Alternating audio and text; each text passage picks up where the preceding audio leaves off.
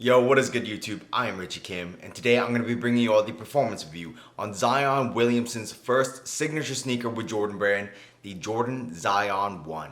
Before we get started, if you all enjoy sneaker content just like this, do me a favor and hit that subscribe button down below. But anyways, let's get right into it.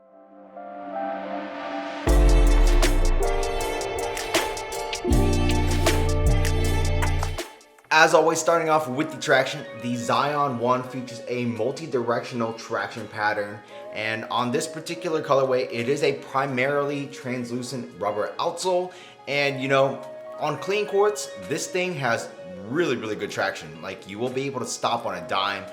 It's really kind of crazy how the translucent rubber actually performs really well. However, if you are playing on your mildly dusty to really dusty courts, I would say that the traction is still pretty good. You will have to wipe because, as you can see, like, there is just dust stuck to the shoe, and this is after wiping actually. So just keep that in mind. You will need to wipe that dust off and to maintain that traction. If you do let the dust accumulate, there will be times where you slide to a stop. I never had issues of actually slipping out, but like I said, you will slide to a stop. And as long as you wipe consistently, you won't slide to a stop and you'll actually stop pretty hard. Overall, I would say that the traction on the Zion 1 is pretty good. So moving on to the cushion, the Zion 1 features a full-length Phylon midsole, but inside of this Phylon midsole, you do have that full-length air strobel and a zoom unit in the forefoot. And it's pretty much what you would expect. The air strobel unit does feel pretty nice. It's not like overly bouncy or anything. I would say that the cushion setup in here is definitely, more like, I guess, smooth. I've been saying that a lot, but that's just kind of what it feels like to me. You aren't getting that heavy bounce. It's just, good impact protection. And then, as far as the forefoot goes, there is a zoom unit in here, but I really couldn't feel it, maybe just a little bit. So you do get that little extra like bounce in your step, but I would say it's very minimal. So yeah, overall the cushion setup, it's not bad at all. In terms of how the air strobel unit feels, I would say this is probably in between the PG4 and the PG5. PG5, you really couldn't feel it too much. But in here you can feel it, and it feels like pretty good, but definitely not as nice as the PG4.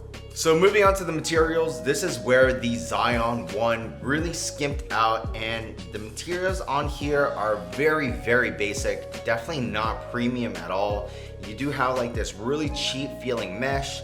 You do have some like fuse overlays here and there for added durability in the highwear area, such as like on the toe box right here. And the fuse isn't actually just fuse, they kind of make it feel nicer. So that's cool, I guess. But pretty much everywhere else, you do have this like really cheap mesh, more fuse overlays, another type of mesh over here on like the midfoot area. And then as you move around towards the back, you do have like a synthetic fuse that's probably overlaid on top of some more mesh. Around the collar area, you do have like this nicer material. I would say it's still probably some sort of mesh material. And then as far as the tongue goes, the tongue is pretty thin in my opinion. It does have like certain areas where it's padded additionally, but doesn't really matter because the laces actually go around those anyways. So I do wish that the tongue was a little bit nicer, a little bit thicker, but even though I personally like to crank down my laces, I didn't really feel the laces digging into my foot, so I guess that's fine. Overall, the material usage is honestly pretty bad, and I would have really liked to see, nicer materials used on the shoe, especially because, Zion is a generational talent, and this is his first signature sneaker, so it would have been nice to, have some nicer materials on here. But I would say in terms of the performance, it gets the job done just fine. So moving on to the fit, I would say that the fit is true to size. I'm a slightly wide footer and I went true to size, and I felt perfectly fine in the shoe.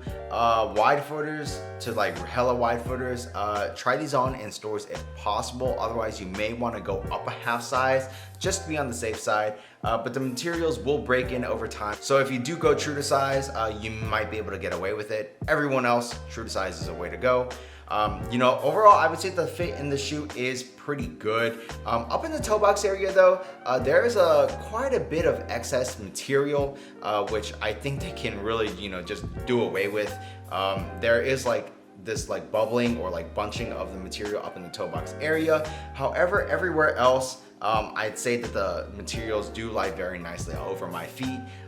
You feel very snug in the shoe. So really the only gripe that I had with the fit on the shoe is the excessive material in the toe box area. Outside of that, I would say the fit is pretty good. So moving on to the support, I honestly had no issues with the support in the Zion 1. You do have an internal heel counter. It's very, very stiff, very rigid. It's gonna keep your heel locked into the shoe. You do have some like heel sculpting in the interior of the shoe as well, which just helps lock in your heel. As far as side-to-side movement on the footbed, I didn't actually have any of that, which is why I said that, the materials do get the job done in terms of the performance. Also, I think another thing that really keeps you help supported onto this footbed is the fact that they use these double bands up in the forefoot area, which really does help contain your foot in the shoe. On those lateral movements, you're gonna be covered as well. As you all can see, this is a very wide base, and you can also see that this midsole really protrudes out and acts as an outrigger, so you are going to be covered on those lateral movements.